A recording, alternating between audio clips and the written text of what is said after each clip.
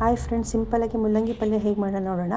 ಅದಕ್ಕೆ ನಾನು ಮುಲ್ಲಂಗಿನ ಸಣ್ಣ ಸಣ್ಣದಾಗಿ ಕಟ್ ಮಾಡಿ ಅದನ್ನು ಒಂದು ಬಾಣಲೆಗೆ ಸೇರಿಸಿದ್ದೀನಿ. ಅದಕ್ಕೆ ಸ್ವಲ್ಪ ನೀರು ಹಾಕ್ಕೋಬೇಕು. ನೀರು ಹಾಕಾದ್ಮೇಲೆ ಅದಕ್ಕೆ ಸ್ವಲ್ಪ ಅರಿಶಿನ ಪುಡಿ ಹಾಕ್ಕೋಬೇಕು. ಒಂದು 1/4 ಚಮಚ ಅಷ್ಟು ಅರಿಶಿನ ಪುಡಿ ಮತ್ತು ಒಂದು ಸ್ವಲ್ಪ ರುಚಿಗೆ ಎಷ್ಟು ಬೇಕೋ ಅಷ್ಟು ಉಪ್ಪು ಹಾಕಿ. ಯಾಕಂದರೆ ನಾನು ಮತ್ತೆ ತಿರುಗಿ ಒಗ್ಗರಣೆ ಮಾಡಬೇಕಾದ್ರೆ ಉಪ್ಪು ಹಾಕ್ತೀವಿ, ಹಾಗಾಗಿ ನೋಡಿಕೊಂಡು ಒಂದು ಸ್ವಲ್ಪ ಅಷ್ಟೇ ಉಪ್ಪು ಹಾಕಿದ್ದೀನಿ.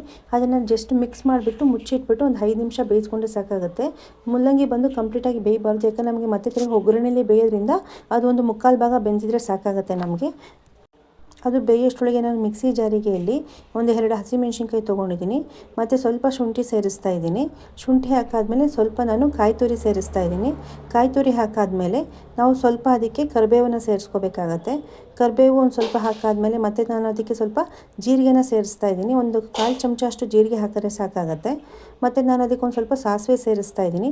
ಸಾಸಿವೆ ಹಾಕಾದ್ಮೇಲೆ ಅದನ್ನು ನಾವು ಕ್ಲೀನಾಗಿ ನುಣ್ಣಗೆ ರುಬ್ಕೋಬೇಕಾಗುತ್ತೆ. ಸ್ವಲ್ಪ ಉಪ್ಪನ್ನು ಸೇರಿಸಿದ್ದೀನಿ. ಅದಕ್ಕೆ ಮುಲ್ಲಂಗಿ ಬೇಯೋದಕ್ಕೂ ಸ್ವಲ್ಪ ಉಪ್ಪು ಹಾಕಿದ್ದೀವಿ. ಈಗ ಮಿಕ್ಸಿ ಜಾರಿಗೂ ಸ್ವಲ್ಪ ಉಪ್ಪು ಹಾಕಿದ್ದೀವಿ.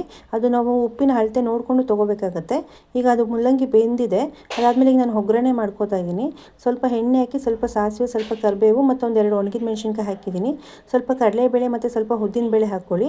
ಮತ್ತು ಒಂದು ಸ್ವಲ್ಪ ಈರುಳ್ಳಿನ ಸಣ್ಣ ಸಣ್ಣದಾಗಿ ಕಟ್ ಮಾಡಿ ಅದಕ್ಕೆ ಸೇರಿಸಿದ್ದೀನಿ.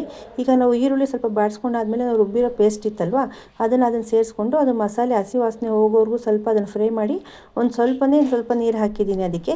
ಯಾಕಂದ್ರೆ ನಾವು ಪಲ್ಯ ಮಾಡೋದ್ರಿಂದ ಜಾಸ್ತಿ ನೀರನ್ನ ಸೇರಿಸ್ಕೋಬಾರ್ದು ನಾವು. ನೋಡಿ, ನಾನು ತೋರಿಸ್ತಾ ಇರೋ ಥರ ಗಟ್ಟಿಯಾಗೇ ಇರಬೇಕು. ನಾವು ಮುಲ್ಲಂಗಿ ಬೆಂದಿತ್ತಲ್ವ ಅದನ್ನು ನಾನು ಸೋಸಿ ತೊಗೊಂಡಿದ್ದೆ. ಈಗ ಮುಲ್ಲಂಗಿನೂ ಅದಕ್ಕೆ ಸೇರಿಸ್ಕೊಂಡಿದ್ದೀನಿ. ಮುಲ್ಲಂಗಿ ಸೇರಿಸಾದ್ಮೇಲೆ ನಾವು ಫೈನಲಲ್ಲಿ ಸ್ವಲ್ಪ ಕೊತ್ತಂಬರಿ ಹಾಕಿ ಇಳಿಸಿಟ್ಕೊಂಡ್ರೆ ನಮಗೆ ಮುಲ್ಲಂಗಿ ಪಲ್ಯ ರೆಡಿಯಾಗಿರುತ್ತೆ. ನೋಡೋಕ್ಕೂ ಚೆನ್ನಾಗಿದೆ, ತಿನ್ನೋಕ್ಕೂ ರುಚಿಯಾಗಿರುತ್ತೆ. ಪ್ಲೀಸ್ ನನ್ನ ಚಾನಲ್ನ ಸಬ್ಸ್ಕ್ರೈಬ್ ಮಾಡಿ ಹಾಗೂ ಫಾಲೋ ಮಾಡಿ. Thank you.